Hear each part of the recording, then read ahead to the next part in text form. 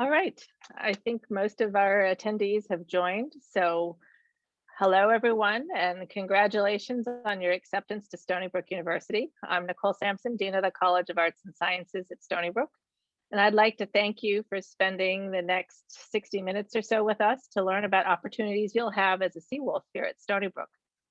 Today's discussion will feature a general discussion of computational arts and opportunities for both digital arts and music at Stony Brook. However, feel free to ask any questions that you'd like about academics in general, student life, other topics relevant to Stony Brook, and you can put them in the Q&A box and we'll do our best to answer them. There might be a tiny delay, but we will answer them for you. First, let me give you in this picture here in this slide a bird's eye view of our campus, showing you the College of Arts and Sciences and all the buildings in which it's based. Tonight's presentation will be about music and art, and that's over to your right, about the middle of the picture. This is actually a view for those of you who know Long Island from the top of the Health Sciences Center across Nichols Road into the heart of the campus. So all of our classes and faculty offices and dining areas are located in this center part of campus where you would be. Next, I'd like to introduce Dr. Margaret Chadell, an associate professor in the Department of Music and also the chair of the Department of Art, who will discuss how she uses integrated intelligence in her practice. Integrated intelligence is the idea of combining both human creativity and the computational power of machines. I'd also like to introduce Anthony Machuca, a junior majoring in psychology and health science with a minor in health, medicine, and society. And Anthony's also a member of my student advisory council who gives me lots of insights on all different levels of things happening at Stony Brook. And last with us, we have Jacqueline Rowe from the admissions office, who'll be helping to answer questions and make sure that you get all of your concerns addressed. At this time, I will turn it over to you, Professor Chadell, to do your presentation. Looking forward to it. Thanks, Nicole. I'm going to try something exciting here, which is presenting from one computer while I'm videoing on another so I can keep track of the chat, because I've noticed if I try to share my screen, it just takes over the whole world. So let's experiment.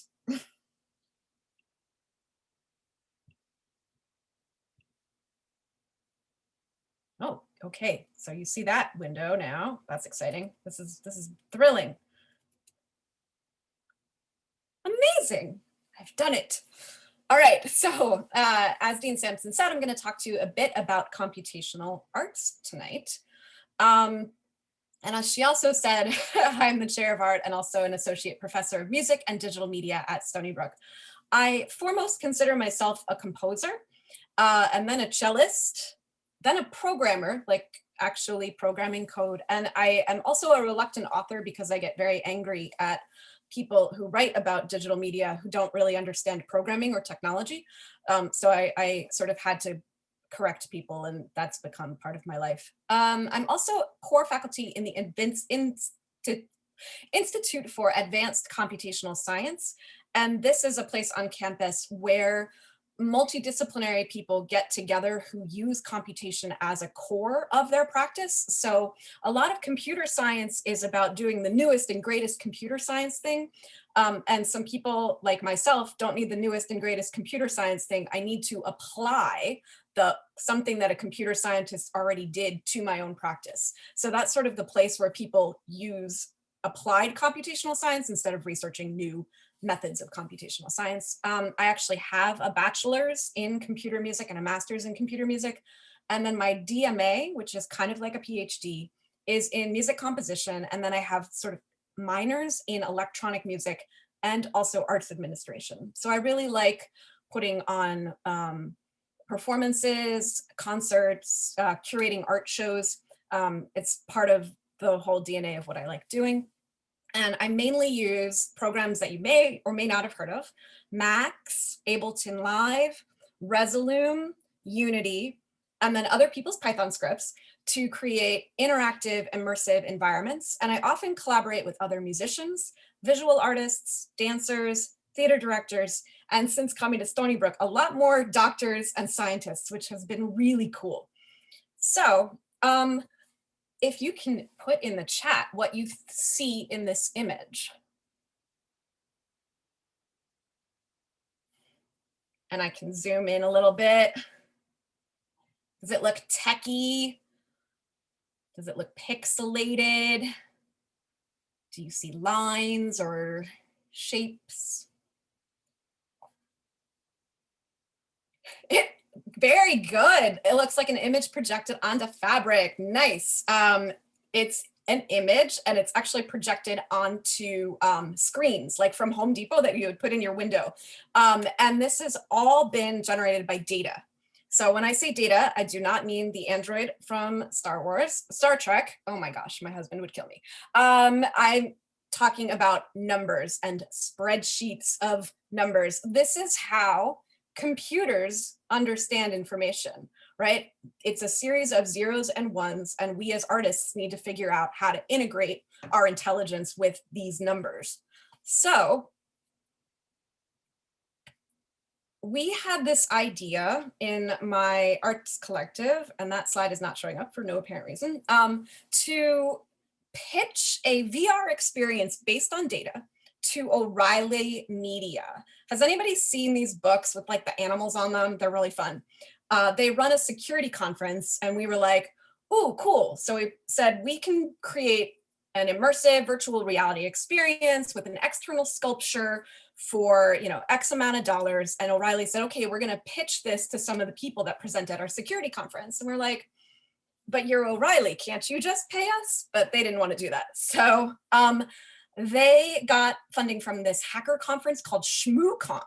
And we're like, they're hackers, there's gotta be really cool data from ShmooCon, right? This is what they sent us. Does anyone know what this kind of data looks like? What this might be? What do you see?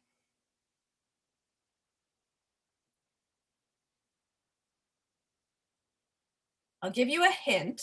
The servers that are over like serving this Zoom conference have this kind of data running right now. These kind of numbers are flowing through computers from yours to mine.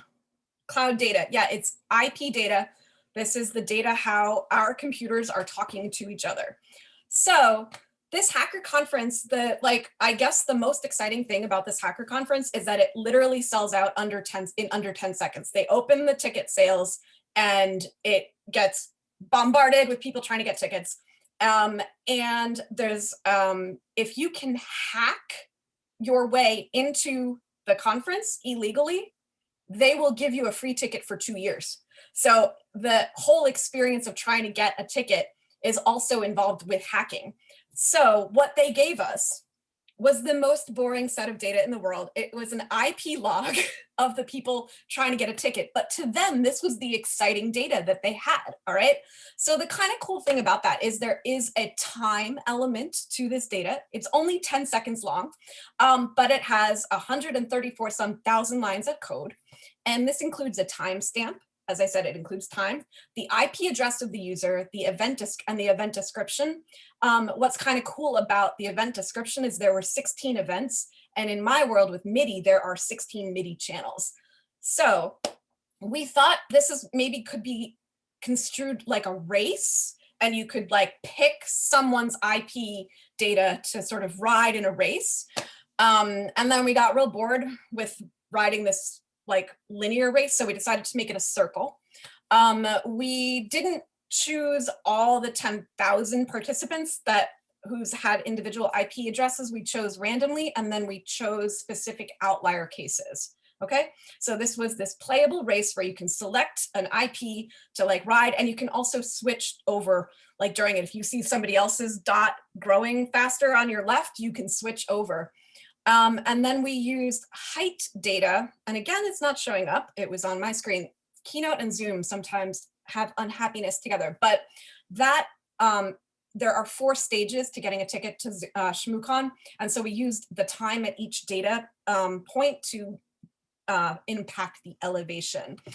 For the music, I read one line of data at a time. It was based on the read rate of the embedded time of the change data. Then I parsed the data based on the IP address. So velocity, duration, and pitch were dictated by the IP address. And as I said, the MIDI channel was selected by the event type, which became the timbre of the sound, which is kind of cool. I program in a language called Max MSP Jitter. And these are the 16 sort of tracks, you can think of it. And the data was very dense. And so I decided I also wanted to be able to map it to specific ranges. So I could have some bass notes. So if you see the yellow and the blue, those mean that those were more bass. And then a real treble one is all the way to the right, the dark blue. And then often with bass notes, you don't want them moving as quickly. So I decided I would have packet loss and let that perforation happen. So the sliders above all of the thin sliders mean that I was losing data and making it slower. This is Ableton Live, and I just picked some organs, etc., to make some of these sounds. And my sound is not coming through. Let me just triple check. I wonder if I have to be unmuted on one machine. You know what? I'm not going to bother. Sorry. Well, believe me, there is an organ sound here. And then I also thought about how this is 10 seconds of data, but we want to make like a 6-minute immersive experience. And so I knew that there was a lot of data in hummingbird sounds that are above our human range of hearing. And so I slowed them down. And so this was relating the sonic quality to the qualities of the data, which was kind of fun. And then mapped these onto a sequencer, collected them in different kinds of sound files.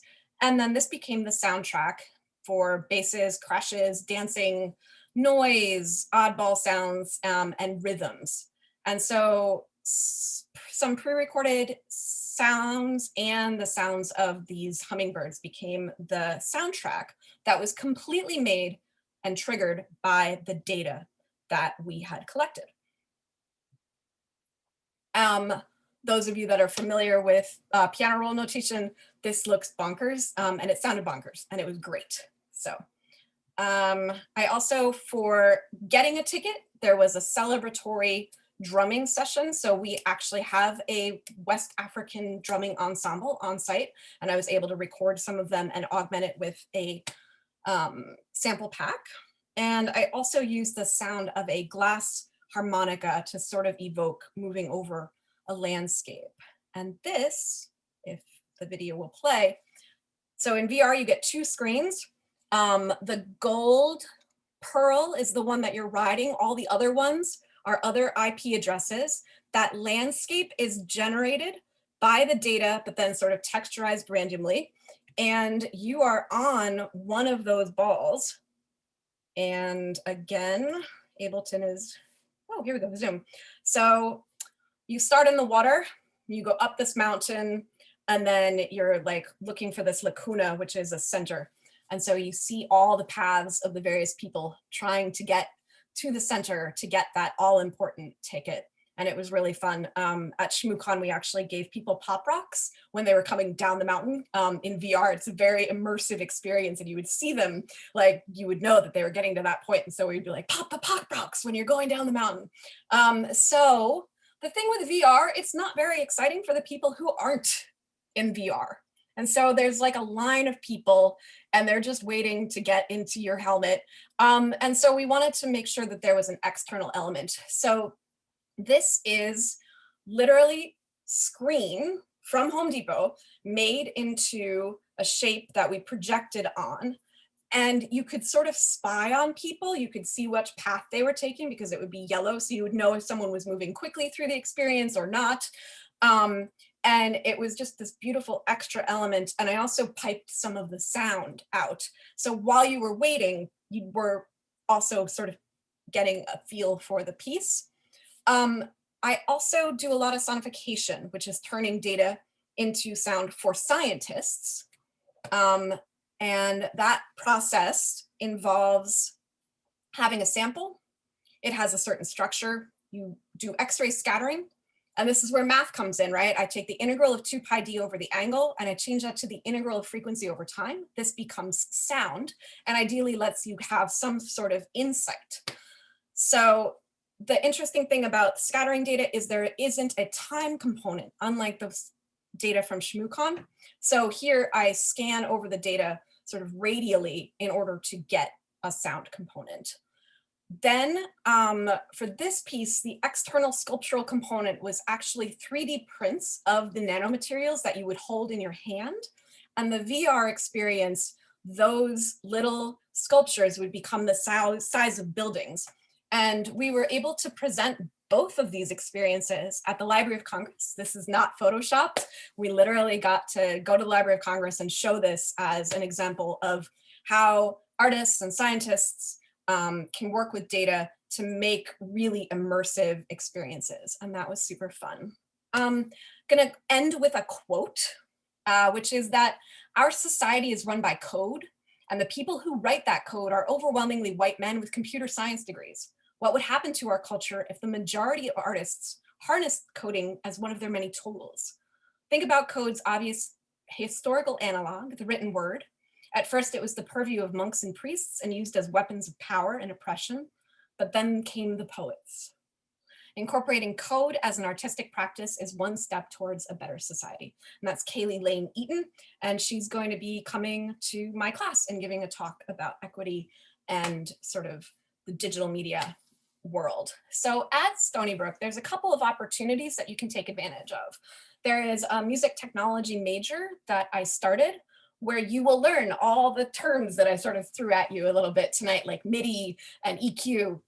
There's a digital arts minor where you can actually learn how to program in Unity. Over in the College of Engineering is the Information Systems minor. And it's interesting, we have a lot of people who are either the information systems major that come and take the music tech or digital arts minors, or vice versa. So if you're a music major who also wants to concentrate in music technology, a lot of those people go and try to get some programming courses over in information systems. And then the Institute for Advanced Computational Science also offers some really interdisciplinary classes, and I'm looking forward to developing some classes for them. And then for the people that really want to have a balanced education, you can create your own interdisciplinary major. So I have advised a lot of people in that so that they can take a couple more classes over in engineering and truly make their own major that reflects their interests. And if you want to email me, that's my email. Great, thank you, Meg. I wish we could have our VR headsets on so we could really be immersed tonight, but maybe next time. Okay. Anthony, let me give you the microphone to say a few words about yourself and your studies and your experience at Stony Brook. Thank you. So my name is Anthony Machuca. I'm currently a third-year student here at Stony Brook University. I'm a dual degree candidate, so I have 3 majors, which are health science, psychology, and sociology, and my minor is in health and wellness. Stony Brook has really been one of the places that has allowed me to flourish as a student, only because I come from a background where a bachelor's is kind of unheard of. So for me to have the opportunity to go to university like this, that's the #1 rated university for research. I have incredible staff that are leaders in these fields teaching me about things that I could only dream about as a child, I think is amazing.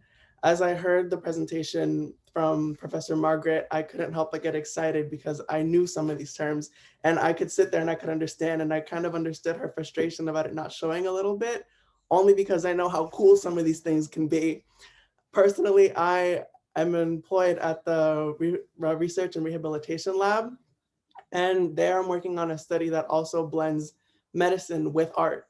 And what we do there is that we realize that Alzheimer's patients, stroke patients, and patients that have a partial spinal cord injury all kind of have movement within their body, but display it in a different form.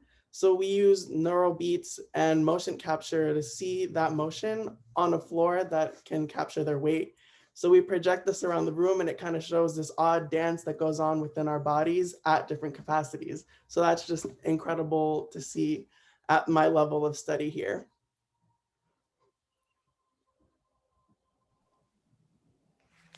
Thank you. Great. Jacqueline. So we're just gonna go to the question that we have, and I really encourage everyone who's watching to feel free to post any questions in the chat or in the Q&A. We're getting a couple so far. So the first question is, does the digital arts area include graphic design? And so either Nicole or Meg can answer that. Yeah, it's not specifically graphic design. It incorporates graphic design principles, but it's not a program specifically geared towards graphic design. So it's kind of a yes and a no. Great. So if anyone does have any other questions, they're welcome to throw them in the chat. But you talked a little bit about music and technology. Do you find that students are able to major and minor across different disciplines, both within the College of Arts and Science and outside of the College of Arts and Sciences?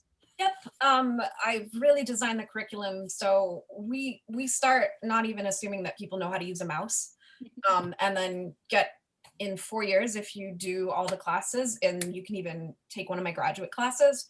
I've had students go on for master's degrees who didn't even start as music majors, so that was really exciting.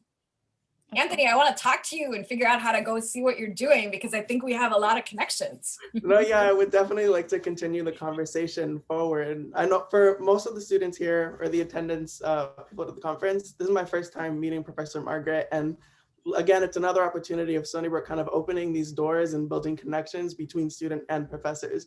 So even by attending little things like this, you've now met the dean of an entire college focused on arts and sciences. You've met admissions people, webinar directors, and now a professor that's focusing on a field that's really emerging now. So congratulations for being here, and thank you for giving us that time. You know, this actually reminds me of my husband went to Stony Brook as an English major and now works as a data analyst. And if I would love for you guys to be able to talk a little bit about how you can major in something that interests you, but go into fields that don't necessarily align with what people think you can do. And kind of that music technology is the perfect example. Yeah, my parents, I started music because I have small motor control problems. And so my doctor was like, well, instead of physical therapy, try music. And ironically, now I'm using music to help people do physical therapy. So my father was a computer programmer, and I just sort of had coding from a young age, and then realized I could combine them. And my parents were really supportive. They're like, we know you love cello, we know you love music, but sort of the future is in computers. So if you can keep that going, that would be great. And I think the most important thing is to be able to have a common vocabulary with a collaborator. So you don't need to be the best coder, but you need to know how sound works. You need to know how people understand sound, and you need to be able to explain that to someone who does have that coding experience in a way that they can understand it, to then generate the code or the sensor.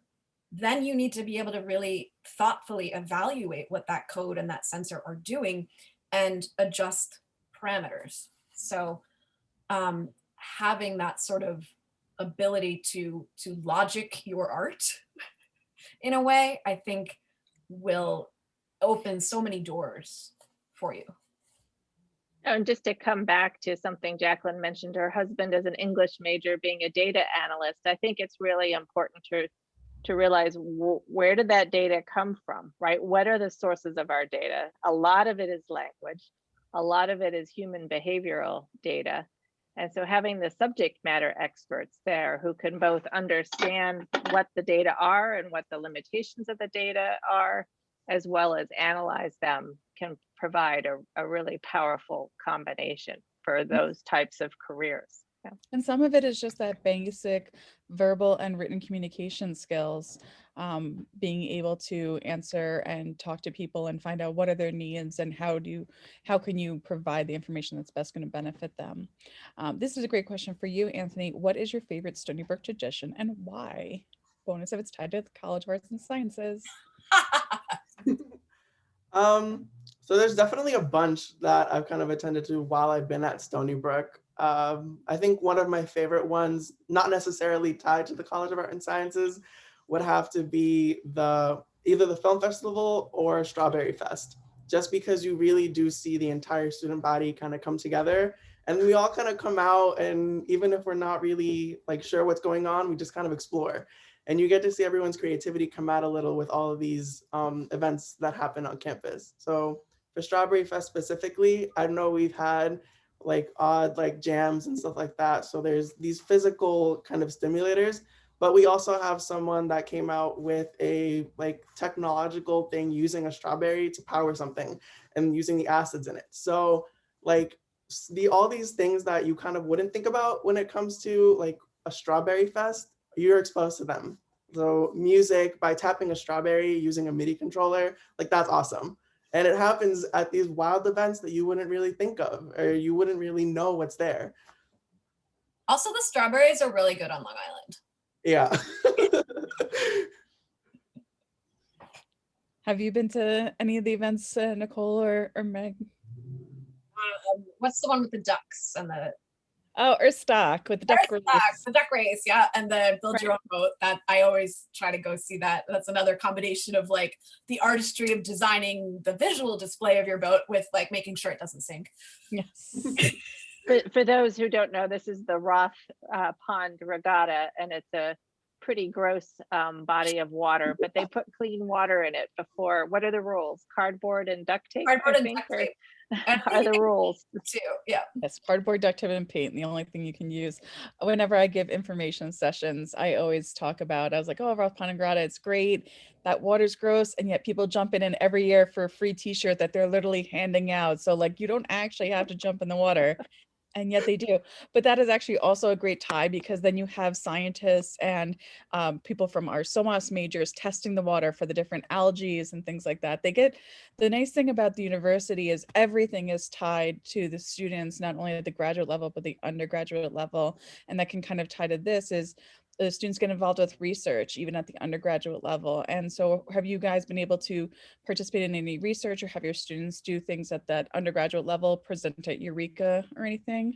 Right. I was going to say my favorite event is Eureka, getting to see everything from the art major displays out in the Stoller steps to the posters of the science presentations. I've had many, I have many graduate students in my laboratory at the moment, and many undergraduates who've done research. So Eureka is an annual event where everybody comes together to talk about what they did. But you know, a lot of the Eureka students have opportunities to do that research or creative arts over the summer. We give a lot of stipends for that. And that's a really great opportunity to get one-on-one mentoring with a faculty member and to work as part of a team with graduate students and other undergraduates. And for those who don't know, Eureka is undergraduate research and creative arts activities. Something like that. Creative activities. Undergraduate research and creative activities. I got there. Well, yeah, one of the slides that was missing was a list of the students and their majors who collaborated with me on those projects that I showed. So I'm always hopeful that I will have someone who is intrigued enough to help. Anthony, have you been able to do anything like in or out of the classroom that kind of has been more hands-on with experiential learning? Yeah, definitely. Like I said, I'm employed at the Research and Rehabilitation Lab up at Stony Brook's Research and Development Park. So there I work with patients daily and kind of figure out how it is that we can help them heal, but also use art and science to kind of learn ourselves what we can see from the body at a different angle. So not necessarily through an anatomical scope, but more so as like a philosophy and artist, what can we gather from the body? Besides that, I'm a volunteer at the hospital. I'm a doula and a nurse assistant in the ER. So there's been a lot of like patient care in my time here. And I'm also with the EOP program on Stony Brook, and that's a pipeline for diversity here that kind of gives you your own space and challenges you to be a better person every day. Anthony, what are you hoping to, like, with all these interests, what are you, like, what do you want to be? So I've always been a go-getter. I'm kind of creating my own position as I go. I've met with hospital directors. I've been on dean's councils, the one for arts and sciences and also the one for the School of Health Science. And I'm kind of hyping myself up to build a position for myself. I want to be able to use my creative side of my brain, but also blend it with the medical autonomy of the body. And Stony Brook has given me the tools to kind of do that. If I went anywhere else, I don't think I'd have the confidence to say, I'm building my own future. But because I come here and I get to talk to all these different people every day, I always have people that say, go for it. And if it doesn't happen, like, wait, because you know your potential. I'm going to steal that line. How do people sign up to be part of research? So you guys gave like a few examples. You had a research project that then brought students on. Anthony kind of reached out and created his own experience. And I think those are two perfect base examples of how people kind of go about being part of a research opportunity. But just to, because you guys are so immersed in it, I always think of it from the admissions standpoint, to take a step back and be like, what is research? Because some students, they get it. They know they want to do research in any field, which you can do research in English and present at conferences. You could do research in sciences. It could be social sciences, physical sciences, natural sciences. You could do research in history and English and so many different areas, in music and technology. And so in order to be part of a research opportunity, I think both Anthony and Megan touched on this. It's about connections, about making your own experiences, but connecting to those faculty, to the members of the university, wherever they are, that tie into your experiences, and making a connection, and then working on that to build it into something that can benefit you after you graduate. And if you guys have any other examples, I'd love to hear them. I was just Yeah, gonna, well, I would, oh, oh, go ahead. sorry. I was just going to say, research for credit is part of many of our majors in the college. And so the primary mechanism to find and make those contacts, you don't have to be quite as extroverted as Anthony is, but each department who manages a major in their discipline also does advising. So there's an advising process for the major, and can help you as a student, make the connection with the appropriate faculty whose research interests might align with your own interests. And then it is a little bit of an interview process to put yourself forward and to be selected to be mentored by that faculty member. But there are many, many faculty.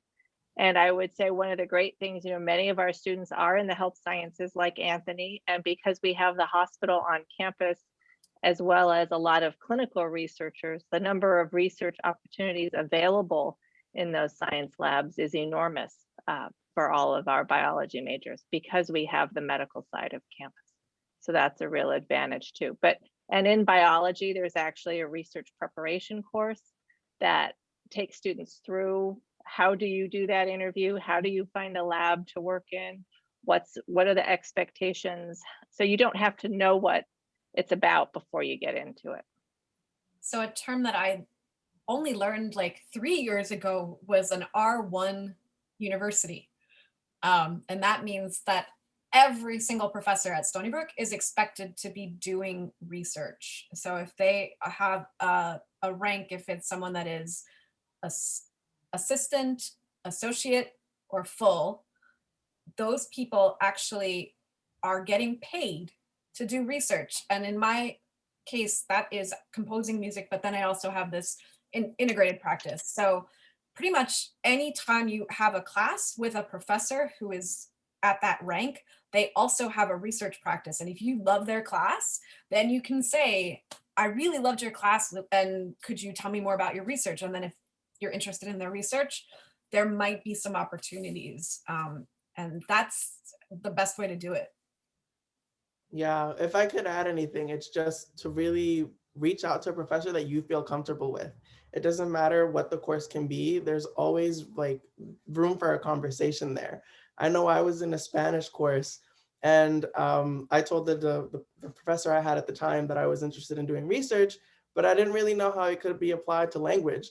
And then she told me about her research and how she was studying different dialects. And she was like, every time that you think there's enough, you can always add something more.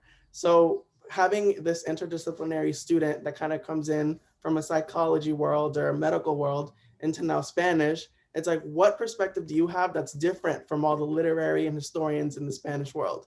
So never be afraid to kind of put yourself into a field where you don't think you have any expertise. That's what your professors are for, and that's what your mentors are for. That actually ties in so well into what sets you apart and those experiences. As Nicole said, you don't have to be like Anthony and enjoy every single thing, but it's always beneficial. Um, but getting experiences that can be used to kind of separate you from the pack. I know that we have plenty of pre-med students, but we have plenty of students who are going into grad school or straight into their career after they graduate.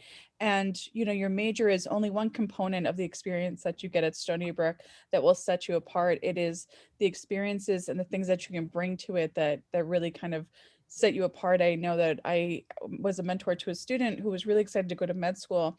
And so she was a biology major because she loved biology, but she minored in art because she really loved drawing. And being able to bring that experience, that kind of creative process into her med school interview was one of the reasons they chose her out of, so many applicants. And so that's not just true for med school, but of course it's true for that as well. There's whatever you can bring that can separate you from the pack, as long as it's something that you can bring with passion, is what's going to be the most beneficial. We have several more questions now. Right. Can I follow up on answering one of the Yes. questions? Because I think it's going to address something that you just said. You said distinguish yourself from the pack. And so the question is really, how do you not get daunted by there being a large campus? Mm-hmm. And I wanted to just clarify, to come back to this idea of departments, and I showed you all those buildings at the very beginning on campus. It's a large campus, but then you get associated with a department as part of your major, and that becomes your much smaller community where professors like Professor Chadell will take care of you and guide you and give you advice, or Anthony's Right, all the letters Spanish of professor. Recommendations. Right, letters of recommendation for your next steps or for your summer fellowship somewhere else.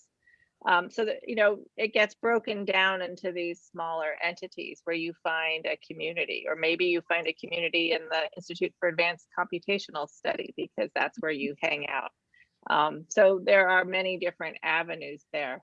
I also want to just point out that for the large science courses, as well as in writing, there are a lot of help. There's a lot of help available, both through advising, but also free types of tutoring and things like that. So there's a chemistry help center, there's a writing center, there's a math learning center where students come together with teaching assistants or students who've been very successful in the courses in previous years. And there's a lot of review sessions, and it's free. So I'll stop there. Oh, that's super helpful. Anthony, did you feel like when you first joined, had you been to Stony Brook prior, and did you feel like it was just so big, and then I know you found your way to make it smaller, but did it feel big when you first got here?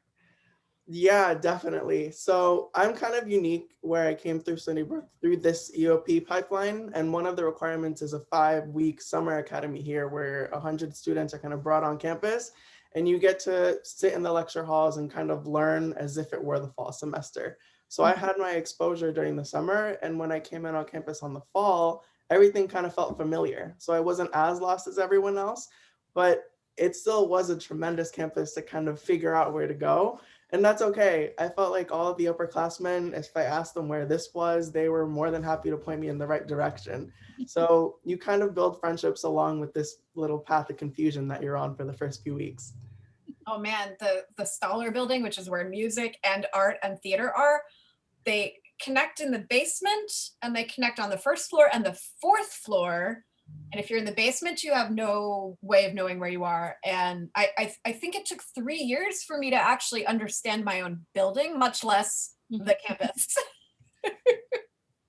I always would take my lunch breaks and just walk around campus just to get as far away as possible and just figure everything out, which really benefited me as I was the designer of the virtual tour. If anyone ever took the virtual tour on campus, I designed it, I updated it every year. And so that's really helped to figure out like how things tie together. But it is true. If you come to campus, or if you see an aerial view or look at Google Maps even, it looks humongous. But what you have to realize is most of the academics are in that main academic mall, and then it's surrounded by housing, making it much easier. And then the hospital is connected through an underpass, making it really easy to get from, funny enough, life sciences and biology straight under the underpass right to the health science building. So a much safer walk for sure, instead of having to cross Nichols. And we have, go ahead. I was going to say, Anthony, can you see the Q&A? I was going to ask him his question, which is, as this person is a future psychology major, what's your favorite part about studying psychology at Stony Brook? Okay, so first of all, welcome to psychology. It's great here. But my favorite thing would honestly have to be my courses this semester that kind of focus all on the treatment of children. I know, particularly because of my culture and because of my background, my upbringing was completely different to some of my peers in the university. So having the chance to kind of study why I think the way I think and how privilege plays a role in how we're brought up really kind of helps me drive myself to ward that off a little bit. Focusing on right now as someone who works with children with autism, and focusing on someone that works with gifted children, you wouldn't think those populations have large proportions of maltreatment, but they do. And before I go on with a large lecture as to why this happens, it's really interesting to think about how your intersections kind of make you who you are, and how these intersections affect the people around you. So right now I may come off as this confident person, but reality, when the camera comes off, I'm gonna retreat in a corner, kind of go under my blanket and just kind of recharge for a little bit. And you're playing the answers in your head going, what did I just say? I don't remember, because I kind of blacked out a little bit. well, like Anthony, are you in the Autism Center with Matthew Lerner? Are you working with him? So I reached out to him. I'm trying to get a space in with his lab. I'm working with a company outside that we go visit children and kind of play with them there, stimulating them a little more. But like Professor Chadell just said, there always is research everywhere. And in psychology especially, there's always something new emerging. There's always a new study that's coming along. So even if you think you don't know what you want to do in psychology, you'll find it out here. There's psychology of like child maltreatment here, drug abuse. There's a course on why people decide to go for a life of crime and how they think after they come out of jail, if they could become someone that's part of a regular, normal civilization. So psychology is so diverse and incredible, like large to think about. And Stony Brook has the people to teach you about all that. You're not just going to learn about one specific type of psychology, but everything. So when you leave, you're really all well-rounded. It's so funny you should have mentioned psychology research, because I mean, I work in admissions, but I've been so beneficial to have connected with so many things in Stony Brook. And one of the things I did was actually be a psychology research participant. My daughter and I were part of MICA study, which is a mother-infant cognition assessment. And for the panelists who were joined us before, I got to meet my daughter who was part of that. She was 6 months old when we did it. She had to be 6 months, a year, and then 2 years old. And so we were part of it for a year and a half of her life. And it was great because not just to be part of research, which is always really important to be, to help progress science and research and psychology, but because I got to talk to the people who were doing them, who were undergraduates and graduates. And I saw one faculty member, but it was really the students who were doing the work. And I got to ask them questions and ask them what they thought, and also see their process as well as be part of it. And it was fascinating and I loved it. And it just reminded me why I love Stony Brook. And I remember talking to one of the students and I asked him, do you like this? And he said, absolutely. But I always wish I got involved earlier because I'm so close to, I just graduated. I know I'm just sticking around because I refused to leave the project. And I said, oh, good. I'm going to quote you in every information session I ever do from now on, because it's what you tell students, but you have to hear it from another student.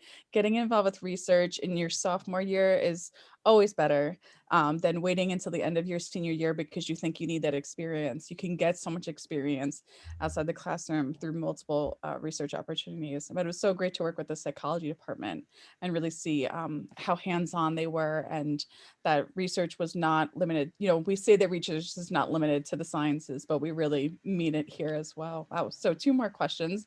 I heard you mention autism research. I'm on the autism spectrum myself. So how does Stony Brook incorporate firsthand perspectives like mine into research? So I can actually take that because I am on the spectrum as well. A lot of people that are interested in computers, I think, are, because it's a way like we can very logically understand sort of all this information. And I love the new psychology that's saying that maybe autism isn't not understanding its emotion, it's being actually overwhelmed by the sensations coming in. I actually have to carry earplugs with me wherever I go. If too many people are talking in a room, I will literally pass out and start twitching. And so I've actually been working with the Autism Institute. I mentioned Matthew Lerner. It turned out I had sonified his data from when he was at University of Virginia, and one of my bridesmaids was his office mate. And now I am working directly with that institute. The music department also runs these concerts that are very sensory aware. So we ask people not to clap. People have space in the audience. And it's a really, really well-funded, cutting-edge place on the university. And I'm really excited about that. And I think whenever you can bring your own experiences in to your research, that's where the passion happens. And that's where, if there's, especially if you've been feeling like there was an inequity in your past, and then you being able to advocate and make change is just one of the most rewarding feelings. We also have, just talking about things like that, not just about the research side, but also about accessibility at Stony Brook. We have a fantastic office called, which I like to call them Sassy, Student Accessibility and Support Center, but I just love that their nickname is Sassy. They just provide such amazing opportunities, not just to, there's extra time and things like that when students need it, but it's also just a sensory room, a place for people to reconnect. And like you said, sometimes you have to really remove yourself from a situation. And when you're on a campus, we are a large campus. I mean, there's no denying that. We're over 1,000 acres, 2,700 students, 27,000 students, including our graduate students. It can feel overwhelming, but there's so many little places that can kind of give you that retreat as long as you're, willing to ask, and plenty of people are willing to offer their help, which has been fantastic. I'm also going to put out, while we finish up, a last call for questions and answers. So if anybody has any more questions, we're going to be wrapping up soon. But while we wait for that, thank you guys so much for providing this information. This has been one of my favorite talks, so I really appreciate it. Any closing remarks while we wait for any last questions? I want recordings of all the previous talks to get data on what you tell the other panelists about your enjoyment of their panels. I didn't know. We have different moderators for each one, so you guys got the best, obviously. Well, I just want to thank you for being such a great moderator. And this has been, I want to thank Anthony and Margaret, Meg, for such an exciting conversation. I've learned a lot about Stony Brook. So that's, and I've been here almost 30 years. So it's been a lot of fun to hear the different perspectives tonight. I loved seeing a student in our chat say that Anthony's just talking about his major just really solidified that decision for her, that this is the place that's right. And so we love hearing that. And we hope that you guys get to connect. Are you graduating soon, Anthony? No, so I have Good. Find him. left. I've already emailed you, Anthony. Oh, perfect. And for anyone here, I don't know if they're psychology, but we have a mentoring program where we pair up first year students with older students, whether it be sophomore, junior, senior, and we kind of mentor you that way. And we can always have time to talk about research, ways that you can be more involved on campus. I'm part of multiple little buddy programs like that. So if you're not specific to psychology, just ask around. I'm sure that there's a club or organization that does this specific to your major, so you can have someone that kind of guides you through this process. As a freshman, Stony Brook can be a really hard place to kind of figure out, but having that upper class person to kind of talk to really helped me the most. EOP has their own little tutoring or like buddy program, and having someone that was Latino was important to me, kind of seeing what their interests were and how they figured their way around. And that's, I talk to my mentor now, even though they graduated, they're living their life. Like I see pictures all the time, and they now hype me up and they say, I can't wait till you graduate. I'm going to go to your graduation. So always don't be afraid to ask anyone for help. You'll find friends anywhere on campus. Absolutely. Thank you guys so much. And so I hope all our participants and everyone who attended enjoyed it. We'll be recording this session, throwing it up on our YouTube. So thank you to everyone. And I'm gonna end the session because now we have more questions. So thanks everyone. Thank you and have a good night. Good night.